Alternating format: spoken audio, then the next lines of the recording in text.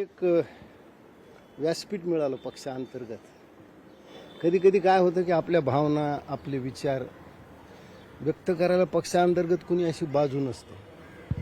पण अमितजीनं माझ्या प्रकरणात जी भूमिका घेतली, मी त्यांना आता ही विनंती केली, साहेब तुमची ही भूमिका राहू द्या. बऱ्याच लोकांना काही अडचणी असतात, प्रत्येक वेळा आम्ही साहेबासोबत जाऊ शकत नाही.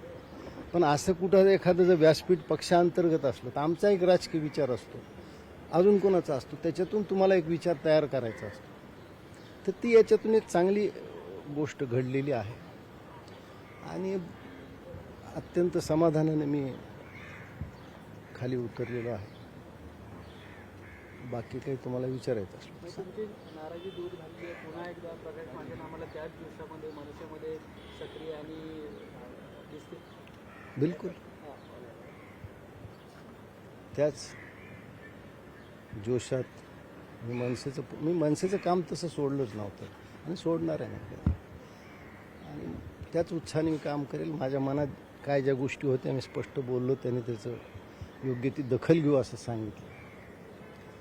झाल्या सगळ्या गोष्टी.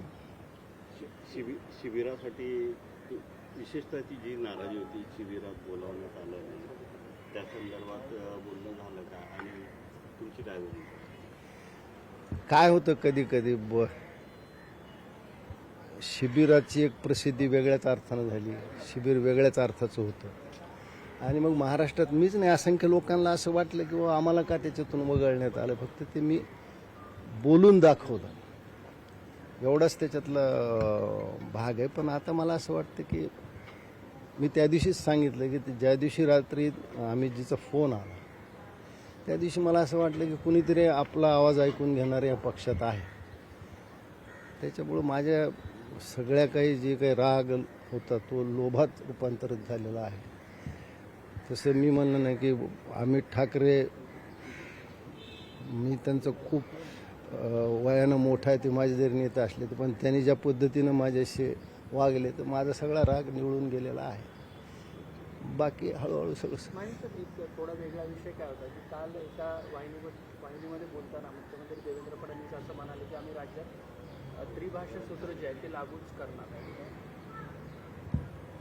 आमची भूमिका अशी आहे की इयत्ता पहिलीपासून 5वी पर्यंत 3 भाषा नसल्या पाहिजेत, हे आमचं सूत्र आहे आणि त्याच्याशी आम्ही कायम आहोत. आता मुख्यमंत्री कोणत्या आधारावर म्हणतात हे तेच सांगू शकतील, पण त्यांना हा निर्णय काही काळासाठी मागं घ्यावा लागला, यावरून त्यांनी ह्या गोष्टी लक्षात घ्यायला पाहिजे.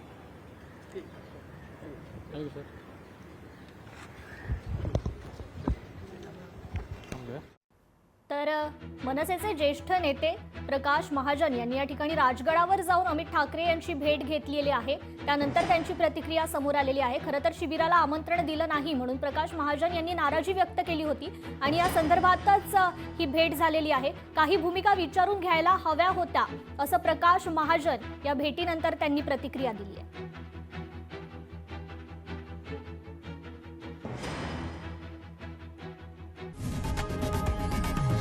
लोकशाही मराठी ऐका, पहा, जागरूक रहा.